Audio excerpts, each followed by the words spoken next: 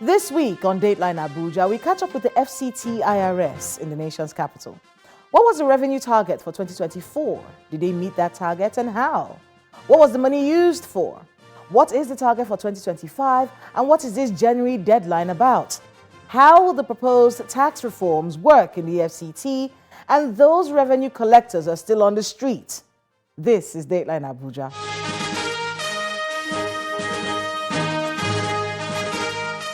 Hello and welcome to Dateline Abuja. I am Kayla Megwa.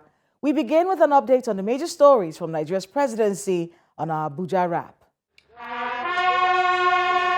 Vice President Kashim Shettima led top government officials to lay wreaths as the country marked the 2025 Armed Forces Celebration and Remembrance Day Parade at the National Arcade in Abuja. All the service chiefs, led by the Chief of Defense Staff, General Christopher Musa, and heads of other security agencies, took part in the ceremony. Meanwhile, retired members of the Nigerian Armed Forces want the federal government to pay attention to their welfare in the face of high cost of living, among other challenges.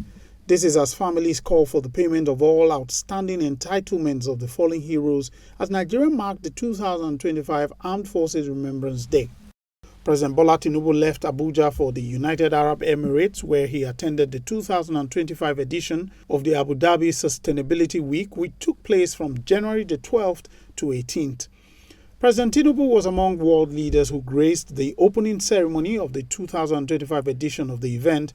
A key part of the ceremony was the unveiling of the Zayed Prize winners for the UAE Pioneering Global Award in Sustainability, with Abdul Latif Olaoshebikon of Nafams Foods, Nigeria, also emerging as a winner.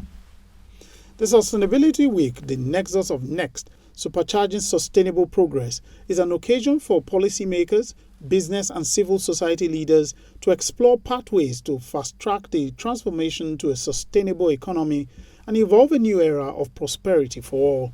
President Bola Tinubu met with the President of the United Arab Emirates, Sheikh Mohammed bin Zayed Al Nahyan, on the sidelines of the Abu Dhabi Sustainability Week 2025.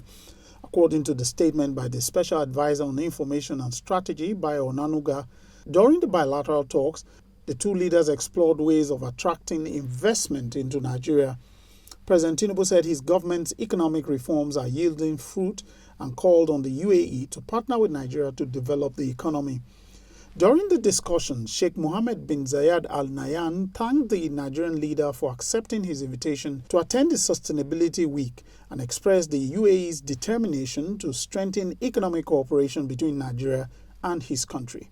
He also accepted President Tinubu's invitation to visit Nigeria this year. The Nigerian Governors Forum is advocating a revised sharing formula for value-added tax, VAT, in a way they say will ensure equitable distribution of resources.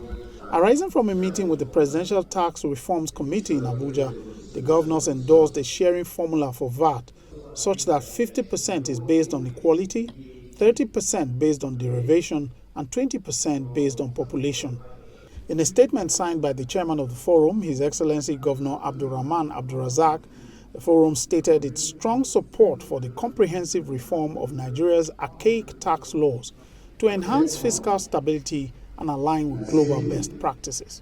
The governors also agreed that there should be no increase in the VAT rate or a reduction in the corporate income tax (CIT) at this time to maintain economic stability. The forum, however, advocates for the continued exemption of essential goods and agricultural produce from VAT. Regarding the terminal clause for TET Fund, Naseni, and NITDA, the governors recommend that such clause be deleted from the current tax reform bill that's before the National Assembly. The Minister of the Federal Capital Territory, Mr. Nyesom Wike, has revoked 568 lands at the Maitama 2 district of the nation's capital over unpaid fees owed to the FCT administration for certificate of occupancy. This was contained in a publication by the FCTA and availed to Channels Television by the media aide to the FCT Minister, Mr. Lere Olayinka.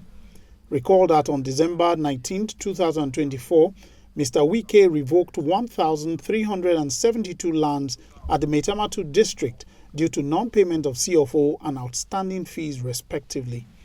A day after the publication, on the 20th of December 2024, the FCT Minister, through a press statement, issued a grace period of 2 weeks with a warning of no further extension after it elapsed on January the 3rd, 2025. The revoked 568 lands are for those who failed to meet up with the deadline.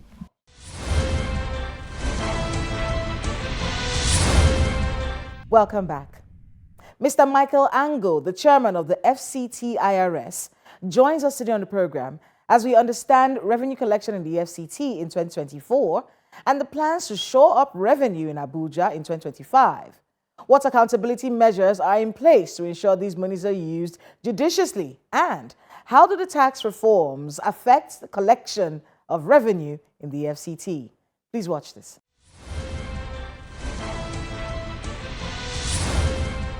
Mr. Michael Ango, welcome to Dateline Abuja. Thank you, Kayla. Nice to be here again. Happy New Year. Happy New Year. Let's talk about 2024. Yes. What was the target? How did you meet it? Well, so we had a target of 250 billion for 2024. 250 billion? Yes. Okay. And we collected total 262 billion. So we did surpass the target. By 2 billion? No, 12 billion. Oh, by 12 billion? 262 billion. Okay. Yes. Commendable as it were, personally, I still feel like it is, below the potentials that exist in the FCT IRS. So while I impressed on my staff that, I commended them for that, I thought that we could do better. And so we've left 2024 behind and we're now in 2025 and we want to press further and see how we can collect all the revenues in the FCT. How did we get 262 billion? Oh, well... where did the bulk of that revenue come from? Yeah, the bulk of the revenue comes from personal income taxes in form of... So we have the PAYE, which is from employees, deducted by the employers, and then we have the direct assessment. So the bulk of our collection is actually PAYE. And that's one issue that we will be tackling in 2025. We want to see how we can also ensure that other revenue items or heads contribute significant amounts. So while we would like to increase the collection of the PAYE, we would like to other items to also increase their percentages so that we can totally have, a very diversified revenue spread in the FCT. So if we're going to rank it, so you said personal income tax was at the top of it. Yes. What other areas of revenue made a significant, showing in we have the withholding tax. Withholding tax. Yes, from individuals. Then we had CGT, capital gains tax, and then we have stamp duties. We also have the entertainment tax, which we started to collect, from hotels, restaurants, and event centers. And then, of course, we have the other charges, which aren't directly under the FCT IRS, but which, like I mentioned to you the last time I was here, the FCT IRS will be collecting. So this year, we're going to have the harmonization, which I mentioned to you last year. Once that comes in, on stream fully, then you will see that the revenue spread will be much broader. And revenue will go up, but the contribution of the revenue heads will be more dispersed, and that's really where we want to get to. So, what was the money used for? Oh, Kayla, I'm surprised you're asking this. Well, maybe you could give me a breakdown. You're an Abuja resident. I'm sure you've seen all the projects that the Honorable Minister is undertaking. These projects were used to build roads, they were used to build bridges, they were used to, do water treatment, they were used for the Abuja mass transit, they were used, of course, to pay salaries too. As you're aware, the Honorable Minister has implemented the 70,000 naira minimum wage for FCT. So all FCT civil servants are now collecting the minimum wage, and of course, there will be a consequential increase across board. He's gone to the satellite towns, he's commissioning projects every day. So the money was used for the FCT, and in fact, just so people can understand. When we look at infrastructure growth in the FCT and we see people commend, the minister is working, that money actually comes from your office. Well, most of it does. Most of it does. Most of it is internal generated revenue. Of course, as FCT, we're also funded by allocation from the federal government.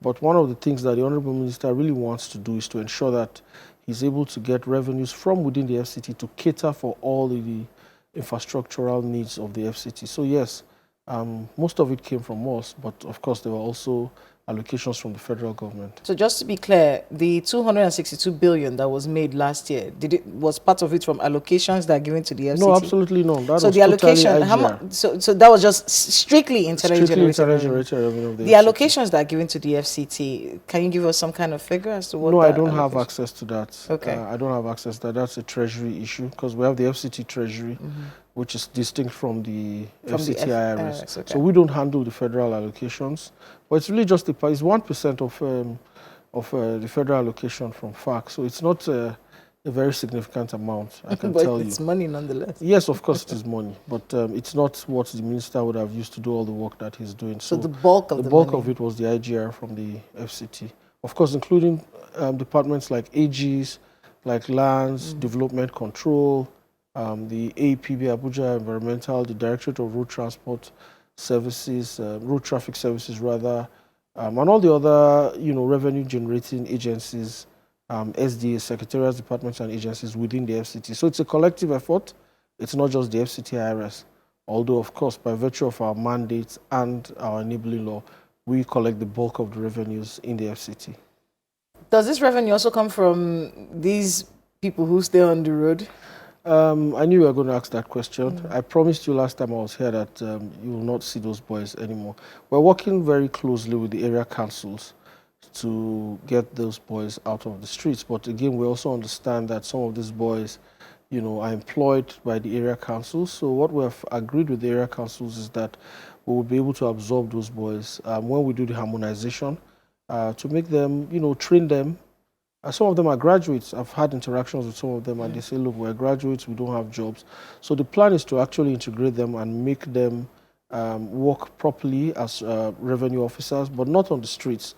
One of the plans for 2025 is to actually open up what we call kiosk offices, which will be a collaboration between the FCT IRS, the area councils, and other secretariats and departments. These kiosk offices will be well equipped. They will have computers, they will have internet, they will be powered by solar. So some of these boys will go and work in those kiosk offices where they can generate assessments from the computers, receive payments, of course not physical cash, but if you make a payment, they can assist you to generate your receipts and generally educate our taxpayers.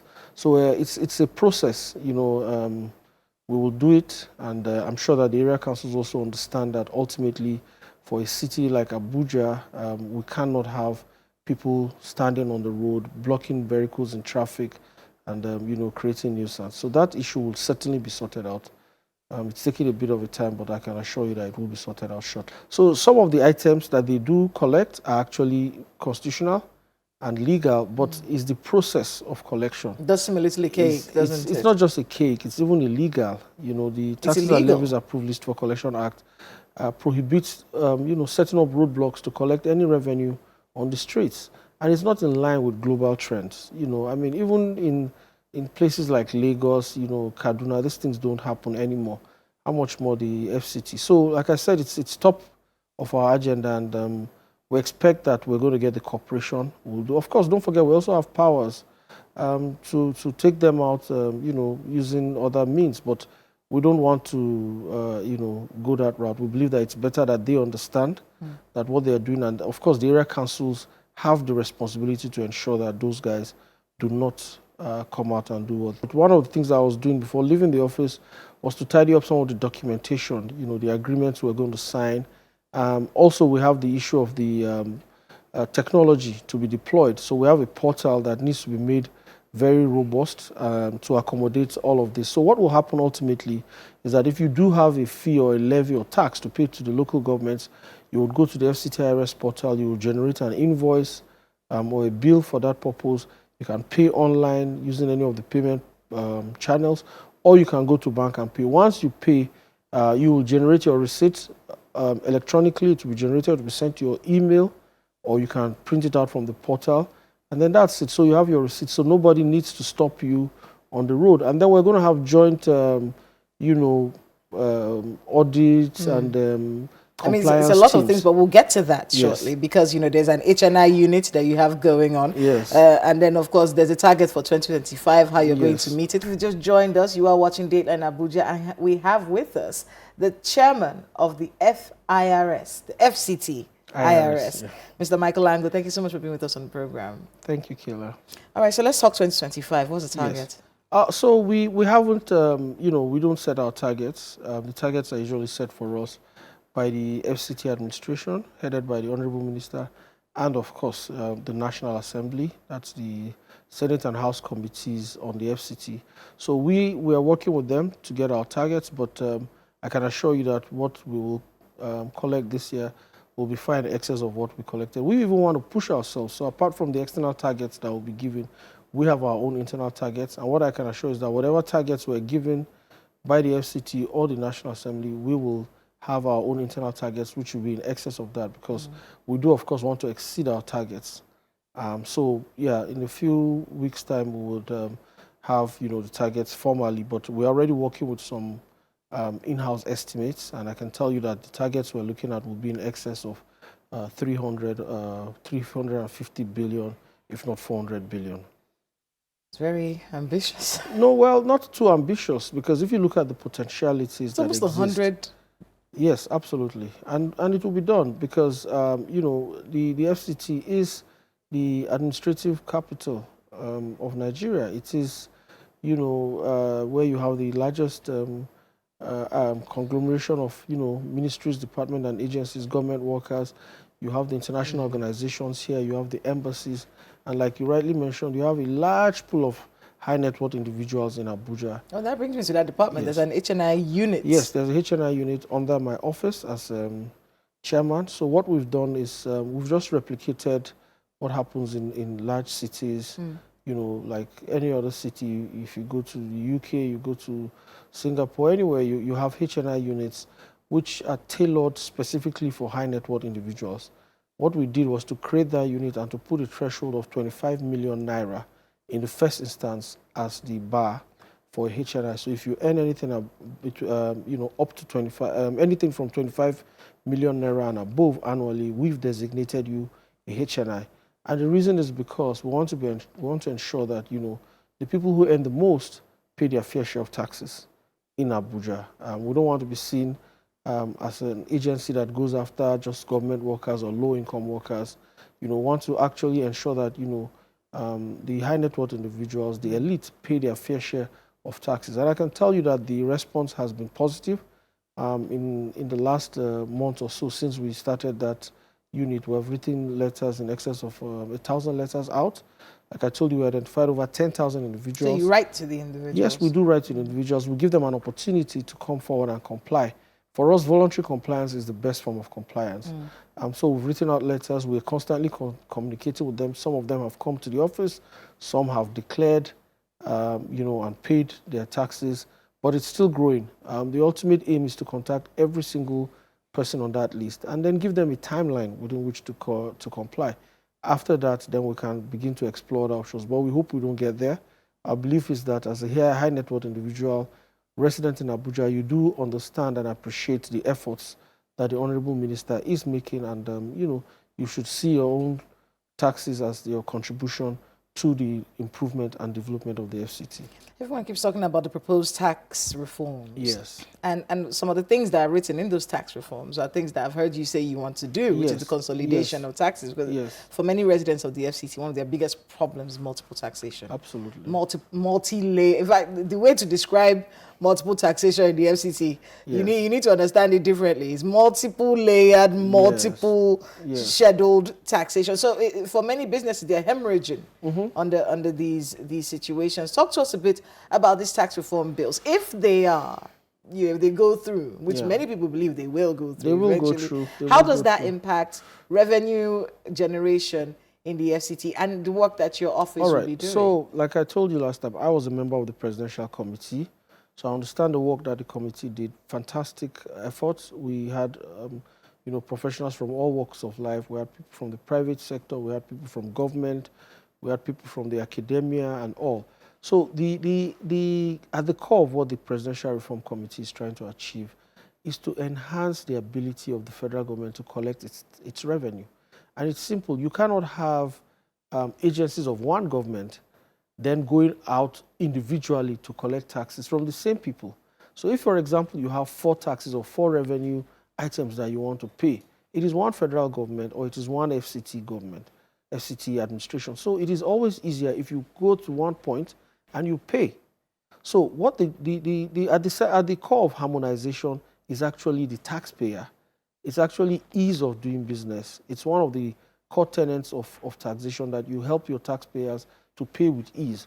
So what we're also trying to do, taking a leaf from the presidential committees, and in fact, the chairman of the committee, Mr. Tao Idili, actually came to speak to myself and the area council chairman the last time we met in September. He came to talk to us and he tried to explain to us that, look, nobody's going to take anybody's job. So one of the fear that some of the agencies have is that, oh, I'm going to take over your job. No, we're not taking over anything. It is FCTA revenue anyway, so it's not your revenue. So we're collecting on your behalf.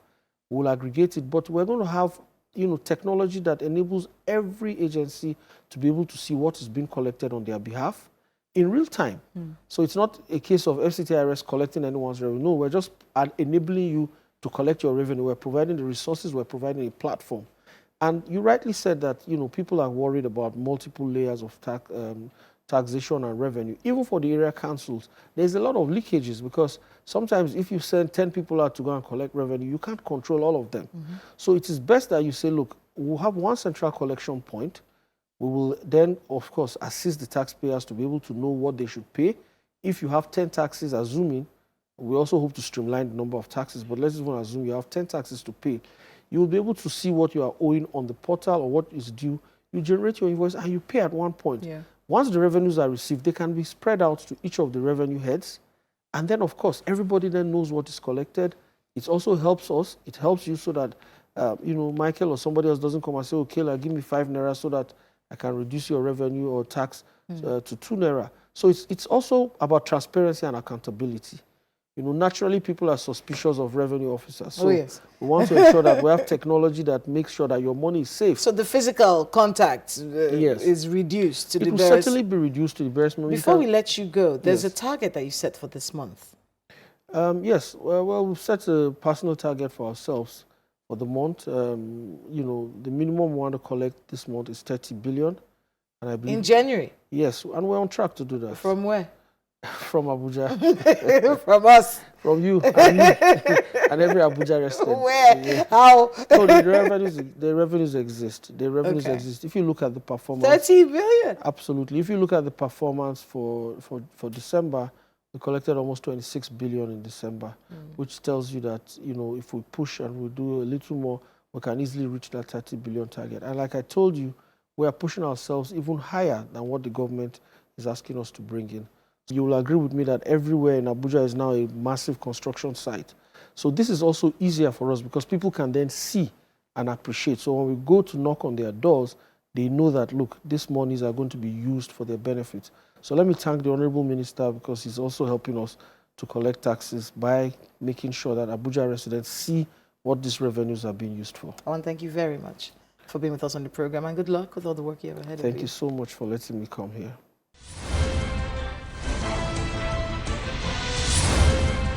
Thanks to my guest and to everyone who spoke to us today on the program. Please let us know the happenings in your neighborhood using the social media handles showing right now on your screens. Thank you so much for watching. I'm Kayla Magwa. See you next time. Move up.